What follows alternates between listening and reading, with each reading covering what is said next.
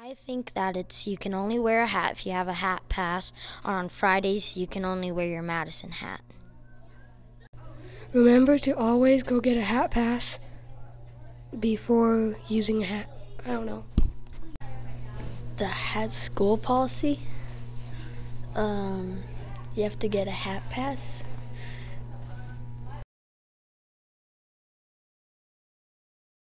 Mr. Bone, thanks for taking your time to meet with us. What is our school's policy? Well, first of all, thanks for having me here, Connor. I appreciate being able to sit down and talk to you. So there have been a lot of questions about what our school's policy is regarding hats in our school. So let me read that to you. This is actually our student handbook that we used to have. We don't have a student handbook anymore that is printed out on paper for students. We actually post it on our school's website where you can go to and read what our policies are that we have. But here's what it says, and it's under dress code is where it is. And this is a list of our policies that we have regarding dress. And down here at the bottom, there's just one sentence. It just says sunglasses, hats, caps, bandanas, visors, beanies, that's those like ski caps, or head attire is not to be worn in the building. That's our policy just in one sentence. Why do we have a hat policy? So the main reason why we have a hat policy in our school building is for purposes of being able to identify students easily and quickly. We have great kids that are in our school building. There's no doubt about it. But sometimes we have reasons that we need to go and check our cameras, or I might need to identify a student that's down the hall, and it's always difficult to identify who they are if they're wearing a cap. Sometimes even worse if they have like their hoodie pulled up over their head, which isn't something that's written in here, but students are not to have hoodies on their heads either, pulled up over their head. So that makes it easier for us to be able to identify students, whether it's on camera, whether they're walking down the hall, something like that. I'll also mention that, and I'm sure you see this or have noticed this before, but not wearing a cap, not wearing a hoodie is also a sign of respect towards someone else as well, especially an adult. When we say the Pledge of Allegiance, if you're wearing a hat, you always take it off. This hasn't happened very often, and I don't think I've ever worn a hat when I've done this, but like if I'm going a little fast down the road and a police officer pulls me over, I would take off my hat and put it up on my dashboard as a sign of respect to that police officer who's talking to me. And it's the same way too with students and their teachers too. It's very much a sign of respect if we take our hats off as we're talking to our teacher, as we're being taught by that elder, that person of respect. And so just not to have our hats on at all, because we're always being taught by our teachers, is another reason why we have that policy. How often do you deal with hat policy violations? I could say that it could be every day that we deal with a hat policy violation. And you know what? I shouldn't even say a violation. I should just say checking on hats, because we'll talk about this in a minute, but there are ways that you can wear a hat in our school.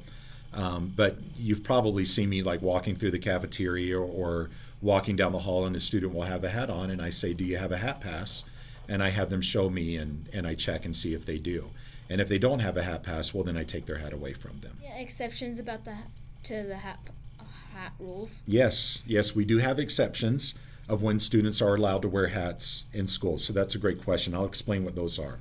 The first one is, and we actually started this one this year, but our PTO sells hats. And when parents are registering their students at the beginning of the school year, they can buy one of these hats like you would like a Madison t-shirt or something. So not only does it show pride in our school and in our district, but it is also a way for you to be able to wear a hat in school, but only on Fridays.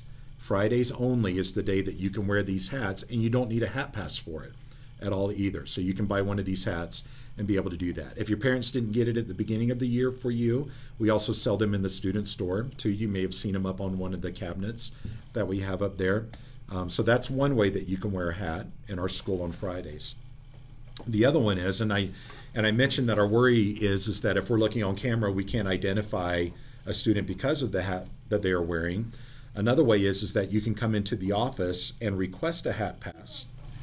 And the hat pass is nothing more than a sticker that we will rip off of here and write down the day's date on it. And that gives you permission to be able to use that hat that day. And you can actually redeem hero points to get a hat pass. I think it's 8 hero points to get a hat pass. And we will give that to you to wear that day if you want to wear one. Or you can pay $1 and you can get a hat pass for the day as well that way. So knowing then that we may not be able to easily identify that student who has that hat pass, our secretaries will write down the day's date of that is, and they write down every student that has picked up a hat pass for that day. So then if we're looking on camera and we can't identify a student who's wearing a hat, we can go back and see who it was that got a hat pass that day, and we can say it must be one of these kids that we're looking at that's wearing a hat that day. So it doesn't throw us off too much if they're wearing a hat, because we know that we've got them on list, that they're one that had permission to wear it that day. Does that make sense? So that's what we do. That's what we do there. So those are the 2 ways to be able to wear a hat in school, is to, I should say 3. One is to purchase a hat at the beginning of the school year from the student store. One is to get a hat pass, either using hero points or by paying $1. The other way is sometimes we have special weeks where we'll let you guys wear a hat, like dress up day, and you can wear a hat that day without a pass. Or we have Spirit Week, and for homecoming, I'll let you wear a hat that day just to celebrate Spirit Week. Or some other special event, maybe you're going on a field trip and you're going to be out in the sun all day long, that you can wear a hat on that day as well. But your teachers will always ask and say, is it okay if the kids wear hats this day? And then we'll let you guys know that, hey, tomorrow you can wear a hat for Christmas, wear a Santa hat. We won't let you wear any hat, but we'll say, if you wear a Santa hat, you don't need a hat pass. And you can do that as well. But yeah, those are the times that you can wear a hat in school. You can also, if it's cold outside, take a beanie with you down to the lunchroom. Don't put it on in lunch, but as soon as you get outside, you could put anything on your head to keep it warm, would be fine as well. All right? Thank you for your time, Mr. Bond. Thanks, Connor. Thanks for listening to me. I talked a lot.